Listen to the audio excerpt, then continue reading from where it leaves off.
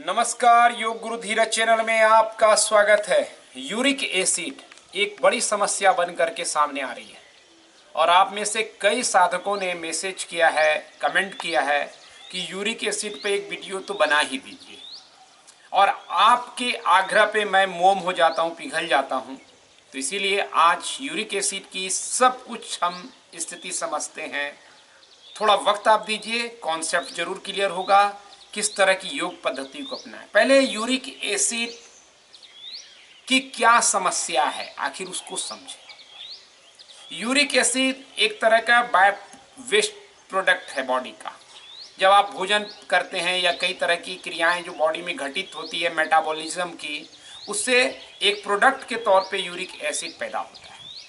थोड़ी बड़ी मात्रा में यूरिक एसिड की कोई दिक्कत नहीं, बल्कि कई रिसर्च ये कहता है कि बैलेंस में यूरिक एसिड एंटीऑक्सीडेंट की तरह ही काम करता है। हमारी ब्लड की धमनियों को, रक्तवाहिकाओं को मजबूती देता है, बेहतर रखता है। लेकिन एक्सेस यूरिक एसिड समस्या क्रिएट करती है। यूरिक एसिड नेचुरल पैदा होता है तो बॉडी उसको बाहर निकालने का प्रोसेस है। जैसे आप यूरिन से यानी पेशाब के जरिए या मल के त्याग से आप उसको बाहर कर देते हैं, ये प्रोसेस है। किडनी इसमें बहुत महत्वपूर्ण भूमिका अदा करती है, क्योंकि यूरिन पास करने का प्रोसेस उसी का कार्य है। समस्या तब होती है जब हम एक्सेस यूरिक एसिड पैदा कर लेते हैं या किडनी की क्षमता इतनी हमारी कम हो जाती है कि यूरिक एसिड को जितना बॉडी से पास करना था, बाहर करना था, वो नहीं की जाती है। ऐसी स्थिति में यूरिक एसिड क्रिस्टलाइज होने लगता है, यानी जमा होने लगता है, खासतौर पे ज्वाइंट में जाकर के और किडनी के अंदर। ये दो जगह पर वो ज़्यादा होता है। सबसे बेहतरीन ज्वाइंट में देखा गया है सबसे ज़्यादा घुटने के तल पर। तो किडनी में स्टोन हो जाता है, किडनी स्टोन जिसको कहते हैं, ये एक समस्या हो सकती है। दूसरी समस्या क्या है कि ज्वाइंट में गठिया की समस्या, जिसको गॉट कहते हैं, वो विकसित हो सकती है। योग में क्या निदान है? योग पूरी तरह से लाइफ स्टाइल है, इसीलिए कुछ आसन जो आपको इम्पोर्टेंट है, जिससे सबसे पहला हमारा फोकस क्या रहेगा कि जो क्रिस्टलाइजेशन होता है, यानी जमा होता है यूरिक एसिड और वो क्रिस्टल होकर के ठोस हो जाता है। अगर हम ज्वाइंट को थोड़ा थोड़ा मूवमेंट देते रहें तो क्रिस्टलाइजेशन के प्रोसेस को हम तोड़ सकते हैं। तो आज ऐसे आसन करेंगे। और दूसरा कि किडनी की को हम जितना बेहतर करते जाएं उतनी उसकी फंक्शनिंग बेहतर होगी। और तीसरा जो इम्पोर्टेंट पार्ट है, जो कि कई सारे ऐसे फूड है जो हम खाते हैं जो वो केमिकल को बढ़ाता है, जिससे यूरिक एसिड और ज़्यादा हम पैदा करते हैं। उस तरह के फूड से हम दूरी बना के रखें, उसकी बात आखिरी में करेंगे। सबसे पहले अब आ जाएं आसन में। हर तरह के ज्वाइंट को हम कैसे तैयार करें जिससे यूरिक एसिड बेहतर हो। ख्याल रहे कि हर तरह के जो आसन करते हैं उसको सहजता से करें, जल्दी जल्दी में नहीं, जबरदस्ती नहीं। क्योंकि ये भी देखा गया है कि इंटेंसिव जो वर्कआउट है, बहुत फिजिकल एक्टिविटी जो हम जोर लगा के करते हैं, उससे भी यूरिक एसिड में इम्बैलेंस पैदा हो रहा है। तो इसका ध्यान रखिएगा। इसलिए मैं हमेशा कहता हूँ सहजता से, यही ऋषि मुनियों का प्रिंसिपल है, प्रयत्न शैथिल्य। अब आते हैं, सबसे पहले घुटने के बल खड़े हो गए। आप शोल्डर रिस्ट एक लाइन पे रख लीजिए। घुटने में प्रेशर आ रहा हो तो यहाँ कपड़ा लगा लें, ठीक है।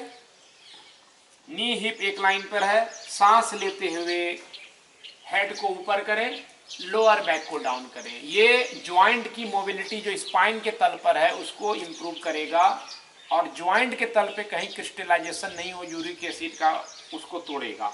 सांस छोड़ते हुए राउंड स्टेप बैक करें। देखिए अपर बॉडी को मैंने लिफ्ट किया, शोल्डर ब्लेड को ऊपर उठाया, गर्दन को नीचे। तो गर्दन का ज्वाइंट का हो गया, शोल्डर का हो गया और स्पाइन का हो गया। इतने सारे ज्वाइंट को ये टारगेट करेगा। इनहेल, सांस लेते हुए ऊपर, हेड अप करें। एक्सहेल, सांस छोड़ते हुए राउंड स्टेप बैक। इनहेल, सांस छोड़ते हुए राउंड, हाथ सीधा है। इस प्रक्रिया को आप कई बार कीजिए, मैं यहाँ पे आपका समय नहीं लूँगा कि कई राउंड कीजिए, मतलब 10 बार ऊपर 10 बार नीचे। अब जो है खड़े होकर के एकदम बेसिक आसन आपको बता रहे हैं, क्योंकि गठिया वाले लोग कर भी नहीं पाते हैं। यूरिक एसिड के लिए हर ज्वाइंट को सूक्ष्म व्यायाम जो है वो बहुत इम्पैक्टफुल नहीं है जितना आसन, क्योंकि आसन में आप ठहरते हैं तब क्रिस्टलाइजेशन उसका टूटता है, जो जमाहट है वो तभी टूटेगा। इसीलिए दोनों पांव के बीच में गैप कीजिए। हस्त उत्थान आसन, कहीं कहीं ताड़ासन कहते हैं।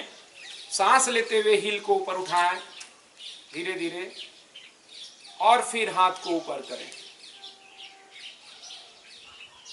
शांति से रहें। जैसे आप आसन में ठहरेंगे उसके लिए जरूरी क्या है, एक जगह पे दिखते रहें और बने रहें। आसन में जब आप ठहरते हैं तो आपको पता चलेगा कि हर ज्वाइंट में प्राण का, ब्लड सर्कुलेशन का ज़्यादा असर हो रहा है। धीरे धीरे वापस आएंगे। इसको 2-3 राउंड करें, देर तक टिकें। दूसरा आसन है तिर्यक ताड़ासन। इसी तरह पाँव के बीच में दूरी रखेंगे, राइट हैंड को ऊपर उठाएं, सांस छोड़ते हुए दोनों शोल्डर अलाइन रखें एक लाइन में, और लेफ्ट हाथ की तरफ झुकें। देखिए ऐसे टेढ़ा झुकना गलत होगा, सीधा झुकना। इस आसन में भी आप अपनी सुविधा के हिसाब से थोड़ी देर रुकें, सांस लेते छोड़ते रहें, वापस आए। रिपीट करेंगे दूसरे साइड, आप कर लीजिए, मैं समय देना नहीं चाहूंगा ज़्यादा। यहाँ पर अब कटी चक्रासन, दोनों पाँव के बीच में उसी तरह गैप रहेगा। एक राइट हैंड को हम पीछे ले गए और लेफ्ट हैंड से राइट शोल्डर को पकड़ेंगे, गैप बना के रखेंगे, स्पाइन लंबी करें और सांस छोड़ते हुए धीरे धीरे ट्विस्ट करें। ये स्पाइन के साथ शोल्डर की मोबिलिटी बढ़ाएगा और नेक की, और कुछ हद तक गर्दन की, ये पाँव की तरफ की। इसी चीज को आप दूसरे साइड सांस लेंगे, ख्याल रहे जब सांस छोड़े तभी आप ट्विस्ट करें। फिर आसन में पहुंच के सांस लेते छोड़ते रहना है। आसन में आप जब स्थिर होते हैं वो ज्यादा लाभ देता है, मूवमेंट से लाभ नहीं होता है ज्यादा। ये इन आसनों का ध्यान रखें।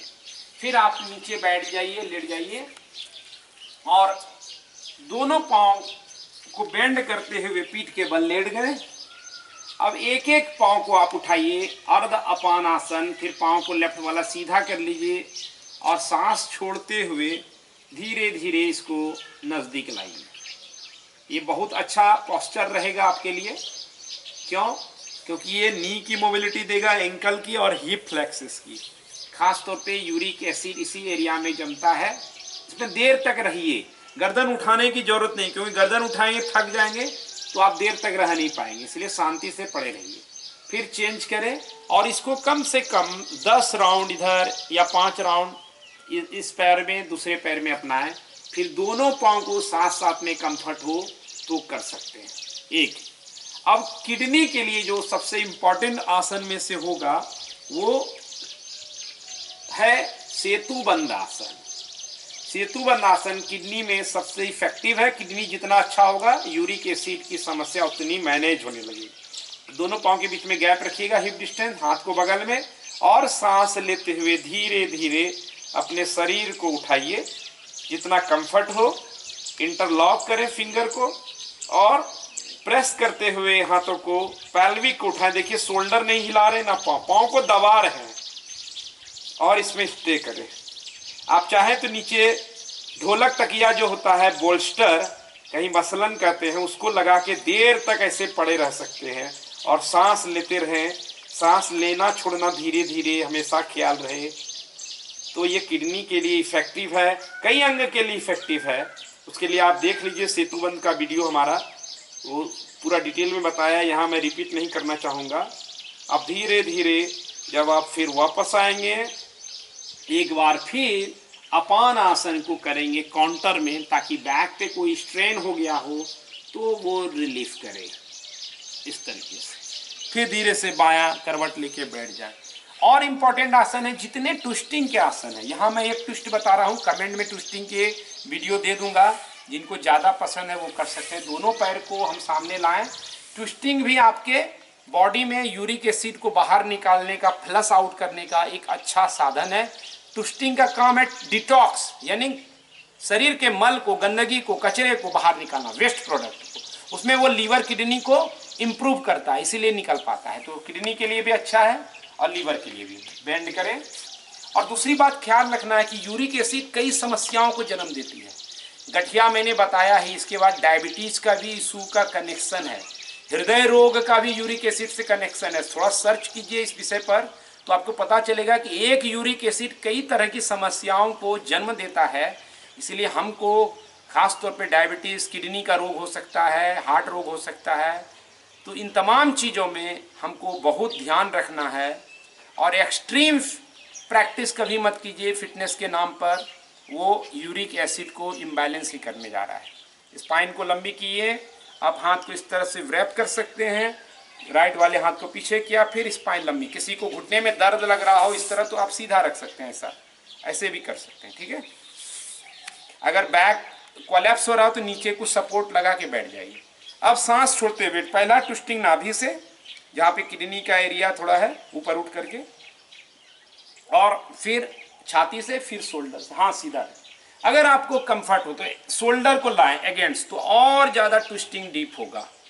ये देखिए, हाथ पकड़ने के चक्कर में मत रहिए, उससे क्या होगा, बॉडी कोलैप्स हो जाएगा, स्पाइन में नुकसान हो जाएगा। मोबिलिटी है तो पकड़ सकते हैं। यहाँ पर रह करके सांस लें छोड़ें, सांस लें छोड़ें। आसन में इस तरह से रुकेंगे तो फायदा होगा। दूसरी साइड जरूर कीजिएगा, मैं सिर्फ दिखा रहा हूँ। और कई सारे ट्विस्टिंग हैं, उसको आप जुड़ना चाहें तो कमेंट में दे देता हूँ, उसको आप कीजिए। इसके अलावा प्राणायाम इम्पॉर्टेंट है, क्योंकि ऑक्सीजन की आपूर्ति खासतौर पे चंद्र नाड़ी को एक्टिवेट करने से, जो एसिड यानी गर्माहट है, सूर्य है, सूर्य एक्टिवेट ज़्यादा होने से एसिड और इम्बैलेंस होता है। तो आपको जितना चंद्र नाड़ी को एक्टिवेट करने का कार्य कीजिए। जब आप बहुत जोर लगा के कुछ करते हैं तो सूर्य नाड़ी एक्टिवेट होता है, उससे और डिस्टर्बेंस होता है, यूरिक एसिड और इम्बैलेंस हो जाएगा, जलन होता है, खट्टा डकार आता है। सूर्य नाड़ी को एकदम से डाउन करना है, चंद्र को उठाना है।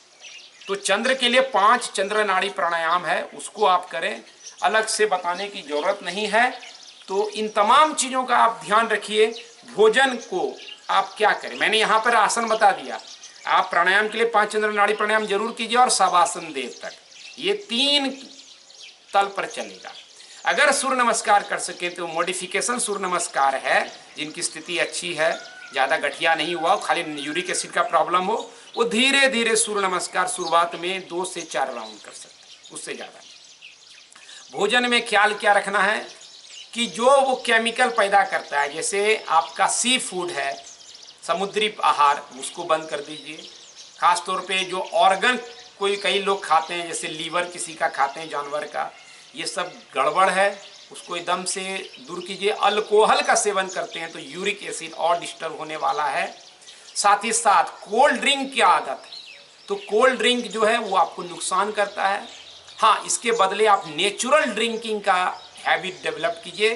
जैसे नॉर्मल 8 से 10 गिलास वाटर आपके शरीर में जाना चाहिए, इसका ख्याल रखिए। जूस ले सकते हैं, नारियल पानी का सेवन कीजिए, कोल्ड ड्रिंक के चक्कर में मत फंसिए, नुकसान ही है बहुत सारे सिस्टम को, यूरिक एसिड को खास तौर पर। और शुगर, इस तरह की चीज़ें, उससे भी परहेज कीजिए, उससे भी इम्बैलेंस पैदा हो रहा है। किडनी के हेल्थ पर ध्यान दीजिए। बीन्स है, प्रोटीन युक्त है जो चीज़ है, उससे भी दूर रहिए, बहुत ज़्यादा बैलेंस में खाइए।